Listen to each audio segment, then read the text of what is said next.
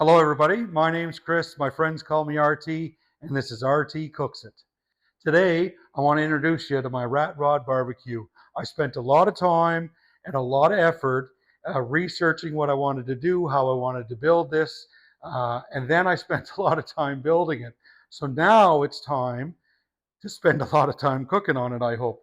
I have some ovens, I have some smokers, I have some sort of a Brazilian style, I have sort of an Argentine style, a Santa Maria style. I have all sorts of different styles of barbecue, smokers, hopefully built into one unit.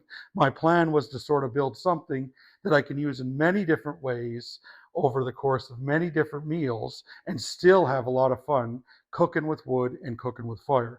Now, of course, I love to cook with flat top grills and regular barbecues, and I love to cook in the kitchen. I love to use ovens, stovetops. It doesn't much matter. I'm up for any cooking adventure. I love to be at it. I consider myself a food enthusiast. And by saying that, I mean I love all things food. I love to eat it. I love to cook it. I love to shop for it. I love to watch people cook it. I love to watch cooking shows, all of it. It is a passion of mine. It's been a passion of mine for many, many, many years. If you want to see some more cooking adventures with this barbecue and many other different ways to cook, be sure to follow along and subscribe to keep up to date.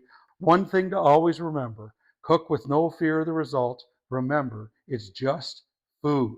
You're only feeding your family and friends. This does not need to be perfect. If the outside's burnt, cut it off a little bit. If it's a little overcooked, put a bunch of sauce on it to make up for it. Just get better and better and better every time you cook. That's what's important. Thanks for visiting my page.